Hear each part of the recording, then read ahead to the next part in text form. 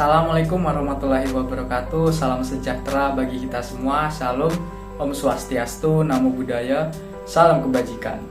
Saya Yoga Andana Setiawan dengan NPM D1A023058 dari Prodi Kesejahteraan Sosial Fakultas Ilmu Sosial dan Ilmu Politik.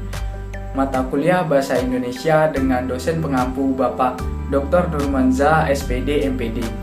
Di sini saya akan membahas materi mengenai sistematika proposal penelitian kualitatif,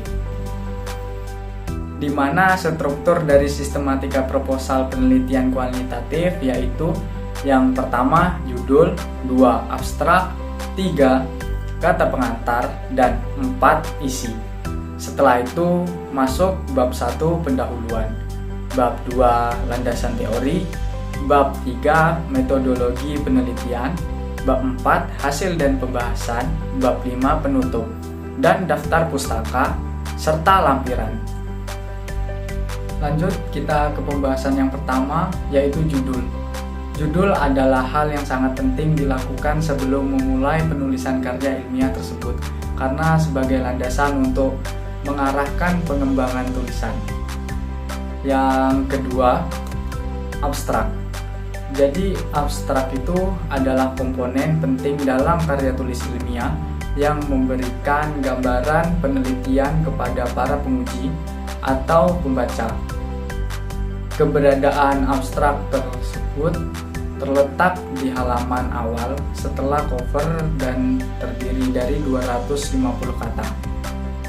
Yang ketiga, kata pengantar adalah kata pendahuluan atau pandangan umum secara singkat dan jelas sebagai pendahuluan suatu karya tulis. Yang keempat, daftar isi. Fungsinya yaitu untuk menunjukkan urutan atau daftar sebuah proposal. Selanjutnya kita masuk kepada bab 1 pendahuluan. Yang pertama adalah latar belakang, menjelaskan topik umum yang dikaji, menjelaskan pentingnya objek yang dikaji berdasarkan teori, penelitian relevan, dan kebijakan, menjelaskan hasil observasi masalah atau potensi, dan memetakan hasil penelitian relevan dari jurnal. Selanjutnya ada ruang lingkup penelitian. Ini berisi batasan masalah. Selanjutnya ada rumusan masalah. Rumusan masalah merupakan operasional dari masalah yang terdapat dalam judul penelitian yang pada umumnya dinyatakan dalam bentuk pertanyaan namun dapat pula berupa pertanyaan. Selanjutnya juga ada tujuan penelitian. Tujuan penelitian adalah mendeskripsikan pemaparan atau penggambaran dengan kata-kata secara jelas dan terperinci. Setelah itu, manfaat penelitian dan definisi istilah. Lanjut kepada bab 2, landasan teori. Yang pertama ada teori yang digunakan dan penelitian-penelitian relevan. Penelitian yang relevan ini merupakan penelitian yang sudah dilakukan oleh seseorang dan mendapatkan hasil yang valid sesuai dengan judul dan tujuan peneliti. Selanjutnya kita masuk kepada bab 3, metodologi penelitian. Dalam metodologi penelitian ini ada beberapa aspek. Jadi aspek yang pertama adalah metode penelitian. Metode penelitian ini menjelaskan metode dan desain penelitian. Selanjutnya ada waktu dan tempat penelitian. Tentang waktu penelitian tersebut bersangkutan dengan tanggal, bulan, dan tahun di mana kegiatan penelitian tersebut dilakukan. Dan tempat penelitian disebut juga dengan lokasi penelitian, di mana proses studi yang digunakan untuk memperoleh pemecahan masalah penelitian berlangsung. Ada juga selanjutnya data dan sumber data penelitian. Sumber data dalam penelitian ini adalah subjek dari mana data dapat diperoleh. Data diartikan sebagai kenyataan yang ada, berfungsi sebagai bahan sumber untuk menyusun suatu pendapat, keterangan yang benar, dan keterangan atau bahan yang dipakai untuk penalaran dan penyelidikan. Selanjutnya, teknik pengumpulan data. Nah, dalam teknik pengumpulan data ini kita bisa melalui tahap wawancara, observasi, dan dokumentasi. Selanjutnya ada instrumen penelitian. Nah, di dalam instrumen penelitian ini dibantu pedoman wawancara, lembar observasi, dokumen, atau handicap. Selanjutnya, uji kebahasaan data. Bisa terimulasi, membersih, dan lain-lain. Terakhir, ada teknik analisis data. Nah, dalam teknik analisis data ini terbagi menjadi 4 aspek, yaitu aspek yang pertama, reduksi data. Reduksi data merupakan tahap dari teknik analisis data kualitatif.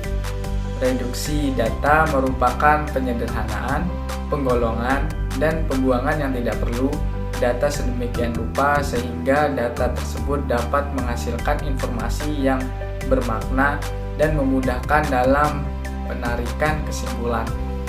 Yang kedua, display data. Display data atau penyajian data juga merupakan tahap dari teknik analisis data kualitatif. Penyajian data merupakan kegiatan saat sekumpulan data disusun secara sistematis dan mudah dipahami, sehingga memberikan kemungkinan menghasilkan kesimpulan.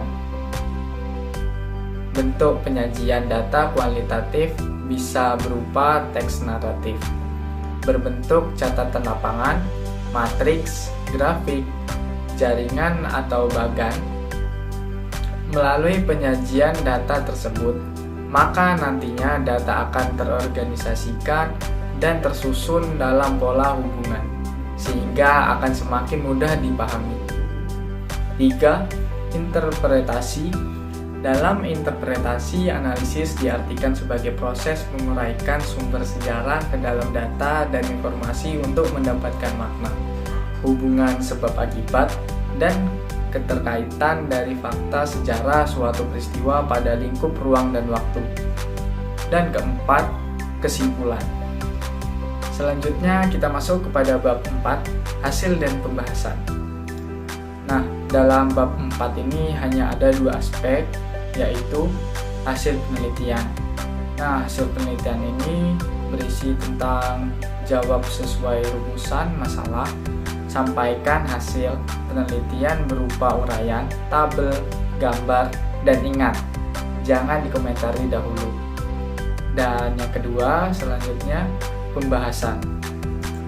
Pembahasan ini bandingan hasil penelitian dengan teori dan penelitian relevan disertai data penelitian sehingga diperoleh novelty. Selanjutnya kita masuk kepada bab 5, penutup. Nah, dalam bab 5 ini juga dia sama seperti bab 4. Dia memiliki 2 aspek, yaitu kesimpulan dan saran. Nah, dalam kesimpulan ini adalah jawaban sesuai jumlah rumusan, masalah, dan simpulan dari hasil penelitian dan pembahasan. Selanjutnya saran, sesuaikan dengan manfaat praktis, khususnya saran untuk penelitian lanjutan. Setelah bab 5, kita masuk kepada daftar pustaka, yaitu sesuaikan dengan yang dikutip, diisi, dan sebaliknya. Setelah itu lampiran, instrumen penelitian, data penelitian yang diperoleh, dan diproses analisis data. Sebuah tutur kata kadang ada sebuah kesalahan, dan itu saya sadari sebagai manusia yang penuh dosa. Ada pula hal-hal yang baik, tak lain datangnya dari Tuhan. Dengan demikian kiranya yang bisa saya sampaikan, kurang lebihnya saya mohon maaf jika ada salah kata yang terucap. Dan atas perhatiannya saya ucapkan terima kasih yang sebesar-besarnya. Akhir kata saya ucapkan wassalamualaikum warahmatullahi wabarakatuh.